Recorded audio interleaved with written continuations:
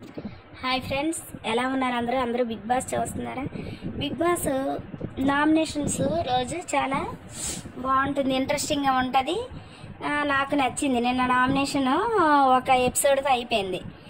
చక్కగా మంచిగా అందరూ కూడా ఆర్గ్యుమెంట్స్ బాగా చేస్తున్నారు. అయితే నాగమణికంట విషయం ముందు చెప్పుకుందాం. ఎందుకంటే నాగమణికంట ఎవరితో ఫ్రెండ్షిప్ చేస్తాడో వారికి నామినేట్ చేస్తాడు. షరా మామూలే యష్మికిని ఆదిత్య ఓం గారికి నామినేట్ చేశాడు. తర్వాత సీత ఎవరు నామినేట్ చేసింది? సోనియా నామినేట్ చేసింది.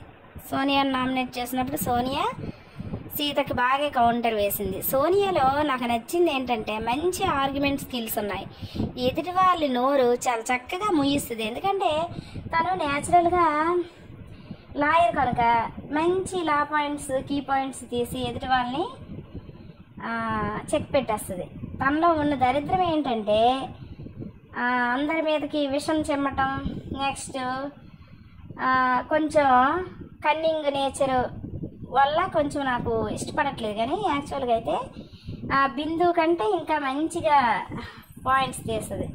నాకు మరో బిందులా అనిపించింది. చాలా చక్కగా చేస్తుంది. కాకపోతే కొన్ని రతిక లక్షణాలు ఉండటం వల్ల కొంచెం ఇష్టపడట్లేదు. నెక్స్ట్ నాగమణికంట అని యష్మి నామినేట్ చేసింది. అలాగే యష్మి నయనికని కూడా నామినేట్ చేసింది. నయనిక ఏం చెప్పలేకపోతుంది. తను చీఫ్గా ఫెయిల్ అయిందని ప్రతి ఒక్కరు కూడా తను నామినేట్ చేసిన ఏమీ ఆర్గ్యుమెంటు చేయలేకపోతుంది. అసలు తనైతే బాగా వీక్ అయిపోయింది అనిపిస్తుంది.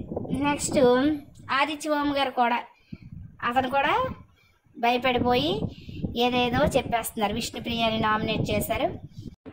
ఆదిత్య ఓం గారు కూడా సేమ్ స్ట్రాటజీ, మణికంఠ స్ట్రాటజీనే, ఫ్రెండ్స్కి నామినేట్ చేస్తాడు. నెక్స్ట్ ఇంకెవరున్నారు?